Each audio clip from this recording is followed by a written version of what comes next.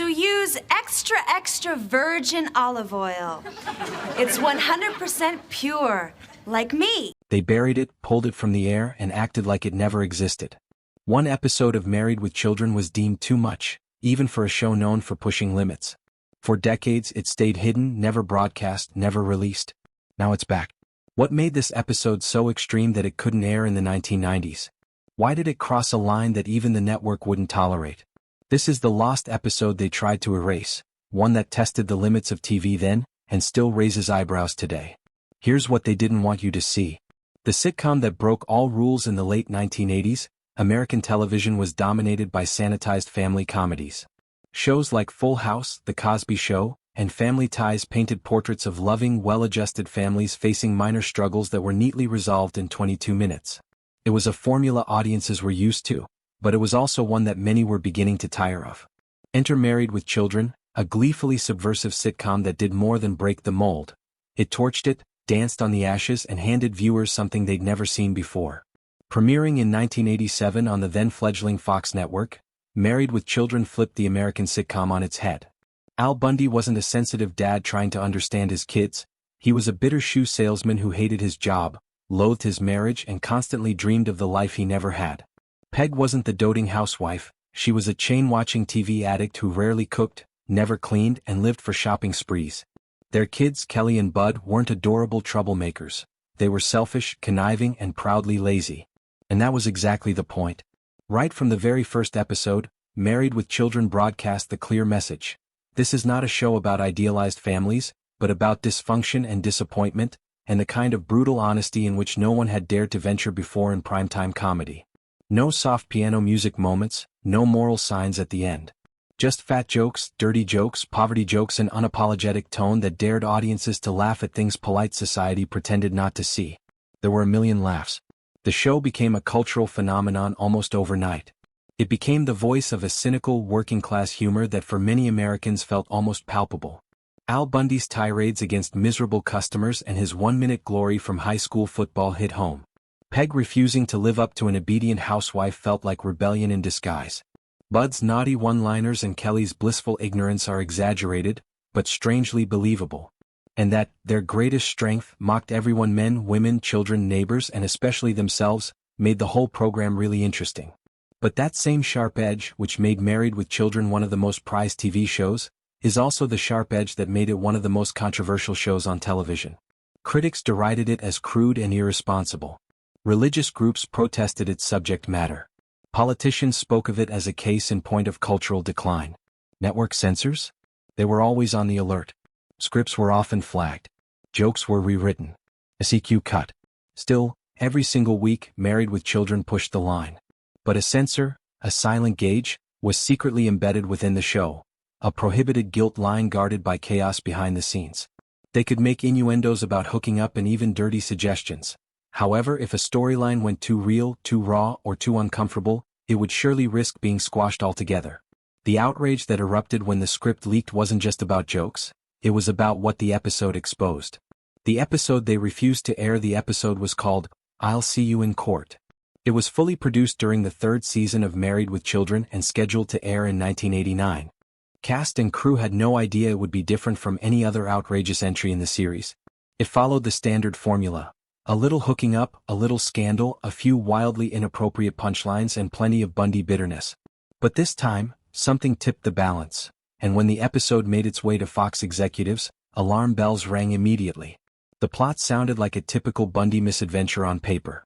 Al and Peg decide to spice up their stale love life by checking into a seedy motel for a romantic escape. What they don't know is that the motel secretly records guests through hidden cameras. Later they discover the videotape of their night together has been viewed, and possibly distributed, without their consent. In true Bundy fashion, they decide to sue the motel. But instead of justice, they find more humiliation when they learn they aren't the only victims. Their neighbors, the Rhodes, went to the same motel and were recorded too.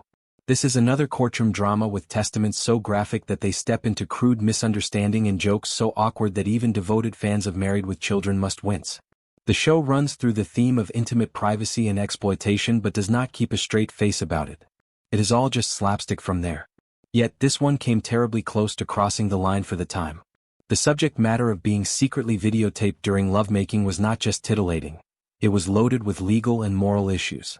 A long time ago, before social media and viral leaks, when every hotel had signs proclaiming surveillance, the plot hit a nerve. Consent, voyeurism, and public exposure were topics that were seldom brought up in the TV sitcom world. This was different. Even in a sitcom where Peg regularly joked about cutting AI off, the husband was always belittling his customers. Fox was just a couple of years old as a network, still trying to claw its way into the more traditional broadcasters' fraternity. An edgy, countercultural image was the basis of its brand, but it was also heavily dependent on advertising dollars, and this episode was a landmine. Internal memos indicate that a number of ad buyers were uncomfortable with the subject matter. Advertising next to jokes about the illegal private videos just seemed too risky. Not that the network could afford to take any risks at the time. This seemed pretty much like an episode that has been graveyard. There was no announcement. There was no statement. It just vanished. It never aired in the US, and not for more than a decade was it ever included in syndication, a home video release, or a streaming lineup. For a long time, only rumors circulated. Fans who had heard of the missing episode couldn't find it anywhere. Some thought it was never completed. Others believed it to be completely destroyed. But the reality was that the episode was complete, it just vanishes.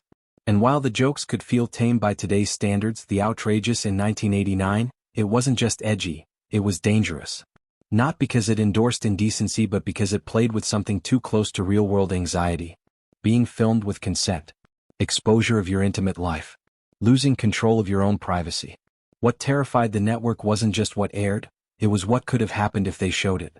3. A sitcom caught in a culture war. By 1989, Married with Children had become a battleground, not just for television critics, but for moral crusaders, watchdog groups, and outraged viewers who saw it as a symptom of America's cultural decay. The show's crude humor, sexual innuendo, and unapologetic cynicism were already pushing limits. But one viewer's angry letter would ignite a full-scale public campaign that ultimately helped doom the episode, "I'll See You in Court." That viewer was Terry Ricalta, a Michigan housewife and mother of 4 who stumbled upon an episode while her children were watching television.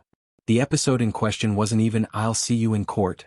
It was a different installment featuring the Bundys' usual cocktail of sexual jokes and irreverent banter. But what Ricalta saw horrified her. She believed the show was undermining traditional family values, glamorizing immorality, and corrupting young minds. She didn't just change the channel. She declared war. Ricalta initiated a grassroots boycott campaign by writing letters to the sponsors of Fox, urging them to withdraw advertising from Married with Children. Surprisingly, it did help. Some of the largest corporations, such as Kellogg's and Coca-Cola, dropped the show's advertisement due to her campaign. The uproar soon hit the headlines across the country. Television news channels reported on her crusade, and conservative commentators even praised her efforts. What stemmed from personal outrage morphed into a cultural movement, targeting not only Married with Children but also the very definition of what television could now be allowed to be. Fox suddenly found itself on the back foot. The network had been positioned as bold, fresh, and rebellious because it was still in competition with ABC, NBC, and CBS. Fox had also to prove to advertisers that it was more than just noise, it was marketable noise. A major scandal, portraying this announcement as more filth peddlers, becomes just bad business for the network. Executives were in complete panic mode. In comes "I'll See You in Court," with the plot centering around a couple secretly recorded being intimate, and this is exactly the kind of grenade they don't want to be handling. Irony is a pretty good word.